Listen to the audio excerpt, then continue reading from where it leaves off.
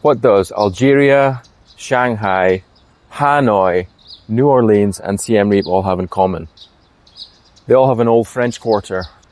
This is the old French quarter here in Siem Reap. Might be the nicest neighbourhood in the whole city. It's definitely the most expensive.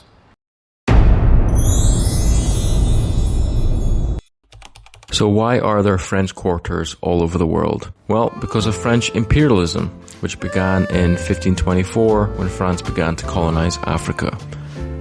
In Senegal and Mali, gold and diamonds were dug up and shipped off to France. The island of Madagascar was invaded so that all of the trees could be cut down.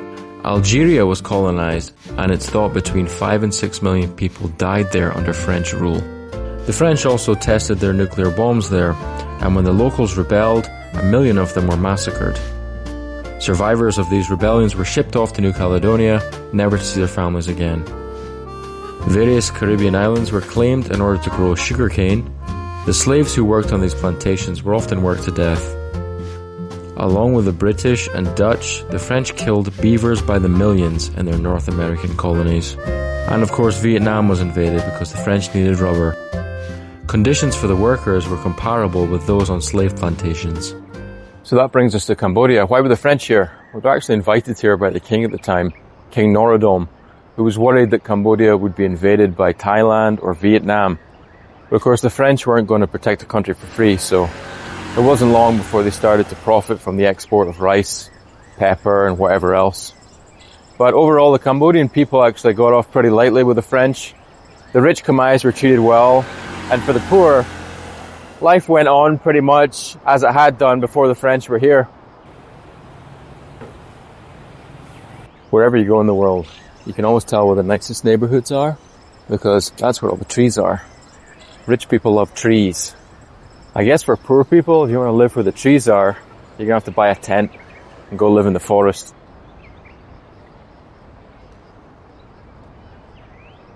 There are so many fancy hotels in this neighbourhood. One of the coolest hotels here is right over my left shoulder. It's the FCC.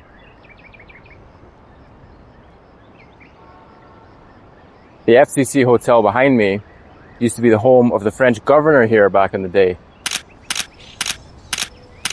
You want to stay there, it's going to cost you $170 a night. But if you want to stay in his bedroom, it's going to cost you $350 a night.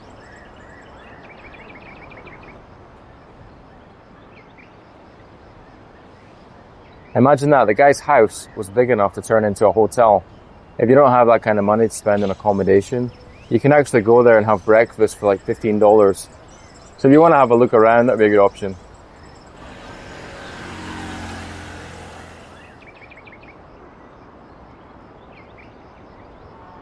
Here's another one of the fanciest hotels in this neighbourhood, Chintamani. The place is so big that it's on both sides of the street.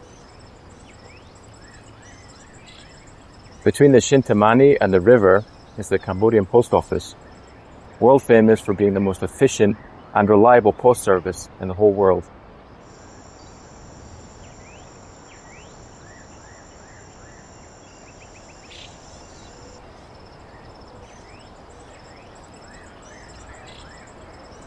You can stay at this hotel behind me for only $80 a night, and it's right on the river. They also have a sky bar, so why not pick yourself up a nice bottle of French wine, sit up in the sky bar and think about the good old days. Here's a hotel that claims to have the largest saltwater pool in Siem Reap. Notice it said saltwater and not just pool. $60 a night to stay here.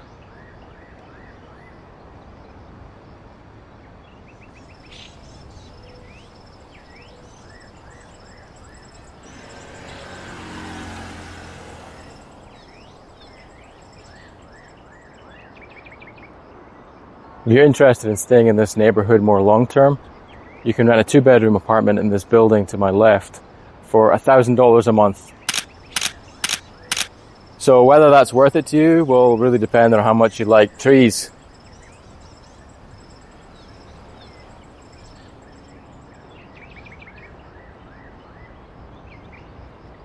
In terms of food options in this neighbourhood, most of the restaurants here are contained within the hotels. And judging by the standard of even cheap restaurants here, I'm sure the food is good in all of them. This place behind me is a fine dining restaurant. They do a set meal for $54. Even here, in the fanciest neighbourhood in Siem Reap, they have street food. If you're paying $1,000 for your rent and you want to save some money elsewhere, why not come down here? Get yourself a plate of noodles for $2.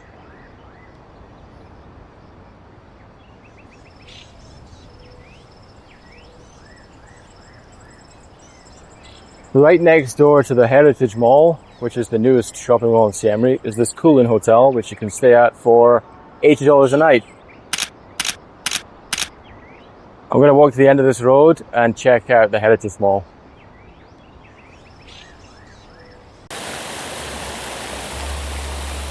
If you get tired of all that French imperialism, why not come here, cleanse your palate with some good old-fashioned American imperialism. We've got Dairy Queen, Domino's, and of course, Starbucks.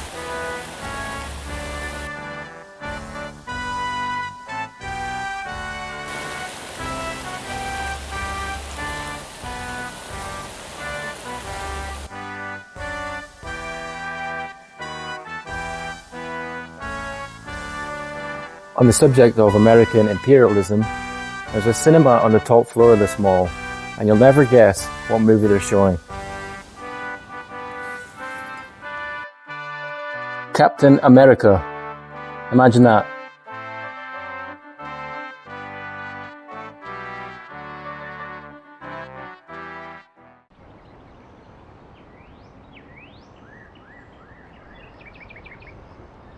Between the Heritage Walk Mall and the river, you've got this compound, which is the royal residence. This is where the king stays when he's in town. It's quite modest when compared with the homes of, for example, the British royal family. But it's because this is like his holiday home. His main home would be the Royal Palace, which is in Phnom Penh, and a little bit more grand.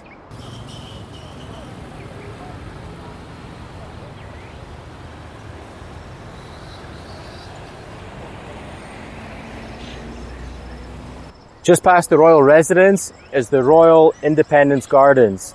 The coolest thing about this place is that every evening, just after sunset, hundreds, maybe even thousands of fruit bats fly out of these trees and head off in search of food. There's a rumor that one of these bats from this very park was responsible for the 2020 pandemic. I started the rumor, so it's probably not true. And at the end of the Royal Independence Gardens, you've got the Grand Hotel d'Angkor, which is the first luxury hotel built here in Siem Reap back in 1932. This hotel really helped to market Angkor Wat as a tourist attraction because of the amount of rich and famous people who came to stay at this hotel and see the ruins.